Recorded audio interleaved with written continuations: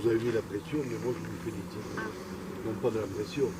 Je vous félicite d'avoir été dans l'opérationnel avec nos agents, parce qu'il s'agit en tout cas d'une loi qu'on se doit de respecter, même si parfois ça ne veut pas dire que ça diminuera le coût des redevances ordures ménagères et de la participation. Je dis ça parce que tout à l'heure, avant de venir, je regardais les chiffres.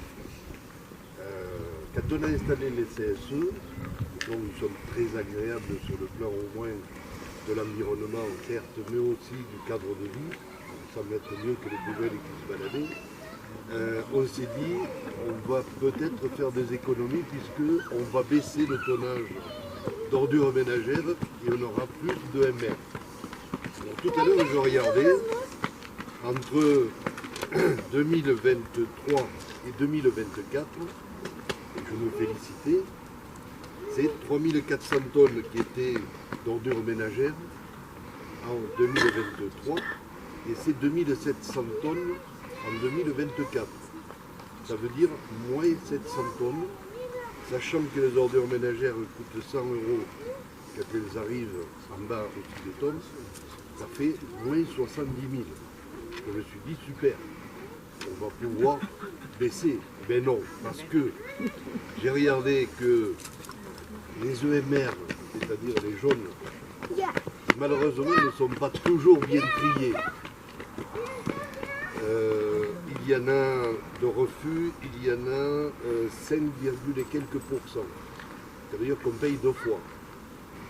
On a économisé exactement, il y avait 306 tonnes, on est à 458 tonnes en plus de MR.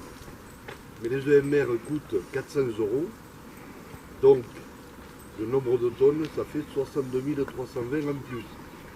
Donc on n'a pas économisé 70 000, on a mieux trié, et on s'en félicite. Le verre par contre est resté stable. Et donc ça veut dire qu'on est surtout en train d'essayer de ne pas faire augmenter de trop le prix des ordures ménagères à tout le monde. Essayer de maîtriser le coût du moins du 6 de tonnes, puisque c'est le prix. Donc il faut féliciter parce que par rapport à l'environnement, vous êtes les premiers et vous êtes en avance.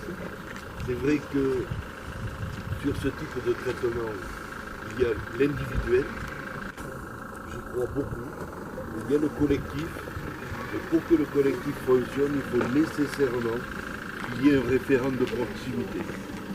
S'il n'y a pas de référent de proximité, même on pourra mettre en place tous les moyens de malheureusement, ça ne fonctionnera pas comme il faut. Donc ça veut dire que nécessairement, et je vous en remercie, du moins dans un premier temps, de mettre à disposition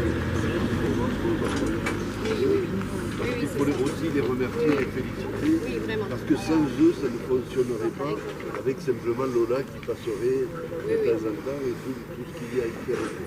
Donc c'est le mariage, j'allais dire, de la commune et de la communauté, que je le rappelais à une dame tout à l'heure qui me faisait des remarques. On ne fait jamais rien dans une commune si la commune n'en a pas délibéré ou décidé. Donc je pense que la communauté de communes, elle a sa place aux côtés de la commune, mais non pas à la place de la commune. Ça, j'y tiens particulièrement. Voilà ce que je voulais dire très rapidement. Vous donner quelques petites informations, je suis à votre disposition s'il y a des questions. On fait ce qu'on peut sur le PACET parce que je sais qu'il y a eu beaucoup de choses qui se sont dites. Je regrette que les différents ministres de l'Environnement, entre autres, n'aient jamais répondu au courrier qu'on leur a envoyé parce qu'il est donné des dotations d'aménités rurales aux communes. Plus elles ont de DGF, c'est-à-dire plus elles ont de construction, c'est pas porté, je parle des grandes communes, plus elles ont de dotations d'aménités rurales. Si simplement cette aménité rurale, à mon point de vue, permettrait, si elle était versée aux communautés de communes pour une partie, je n'ai pas dit que les communes ne devaient pas garder ce qu'elles ont, eh bien ça permettrait de mettre des garde-verts en place sur l'ensemble du territoire, parce que c'est vrai qu'on a de plus en plus de fréquentation que l'on a voulu quand même, hein, puisque c'est un choix depuis longtemps d'avoir du tourisme, mais en même temps avec des gens qui n'ont pas les mêmes marqueurs que nous. Et il faut que nous, sur le territoire, on donne l'exemple de bien préserver le nôtre déjà, parce que parfois aussi, on est un peu coupable, j'allais dire, de le laisser aller. Ensuite, ce ne sont pas ceux qui obligatoirement parlent et pensent environnement qui sont les meilleurs environnementalistes. C'est souvent les maires, les élus du terrain qui le sont. En tout cas, c'est ce que j'essaierai de continuer à faire pour le temps qui me reste au moins jusqu'au mois de mars d'être président de la communauté de communes. Après, les électeurs le verront, n'est-ce pas, monsieur? Voilà, merci en tout cas de m'avoir écouté.